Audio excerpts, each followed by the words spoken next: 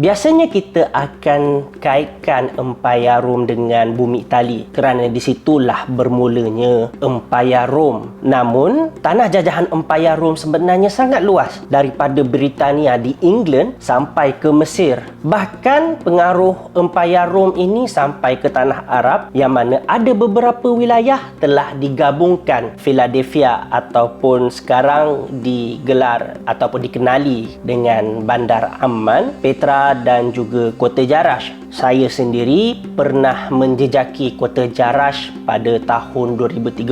Kota Jarash ini masih lagi mengekalkan struktur binaan Greco-Roman sampai ke sekarang. Uniknya, boleh dikatakan Jarash ialah tapak warisan Rom terbesar dan terpelihara yang berada di luar Itali. Kalau di Itali, sah-sahlah mungkin yang terbesar di dunia. Tapi, tapak Empayar Rom di luar Itali yang paling besar berada di dalam Kota Jarash ini. Kalau kita nak bandingkan dengan beberapa nama yang lain yang saya sebutkan tadi, di Amman masih lagi ada Colosseum di tengah-tengah bandar. Namun mungkin jumlahnya yang semakin berkurangan kerana arus pemodenan. Pakar arkeologi menyimpulkan bahawa kawasan Jarash ini diduduki sejak zaman Neolitik, iaitu antara 7,500 hingga 6,500 tahun sebelum Masihi. Antara struktur yang masih lagi kekal di Jarash ini ialah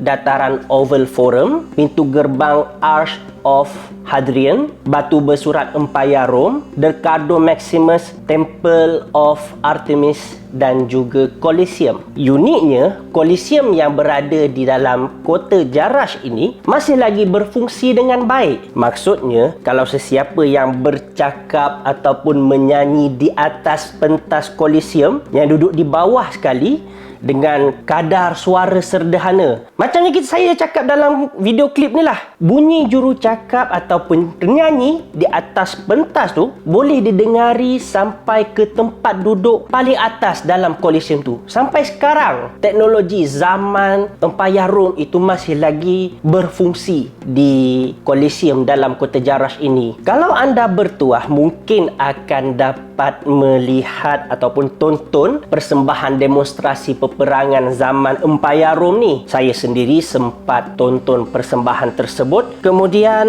saya sempat bergambar dengan pelakon-pelakon yang jadi pahlawan Rom tu. Lagi jahat, saya sendiri sempatlah ambil helmet, perisai pedang dan pedang sendiri dan menyamar menjadi pahlawan Rom, bergambar lah kan. Nasib baik je tak sebut "This is Sparta" kan. This is Sparta! Kesimpulannya, saya sendiri bukanlah nak mengagung-agungkan ketamadunan Empayar Rom ini. Tapi jika dibandingkan dengan ketamadunan awal Islam zaman Nabi Muhammad SAW, kita dapat lihat tempat-tempat yang dikaitkan dengan sejarah Islam ketika beliau diutuskan menjadi Rasulullah ini banyak dirobohkan atas alasan tidak mahu tempat tersebut menjadi tumpuan untuk bertabaruk, berlebihan dan sebagainya. Sedangkan dari sudut lain, ianya boleh membawa banyak manfaat kepada umat dan manfaat tersebut lebih besar sebenarnya. Anda bersetuju ataupun tidak dengan kenyataan saya, terpulang. Namun kita boleh katakan tempat bersejarah yang masih lagi tersisa mampu untuk dijadikan bukan sekadar tempat lawatan, tetapi kita dapat belajar daripada sejarah itu sendiri.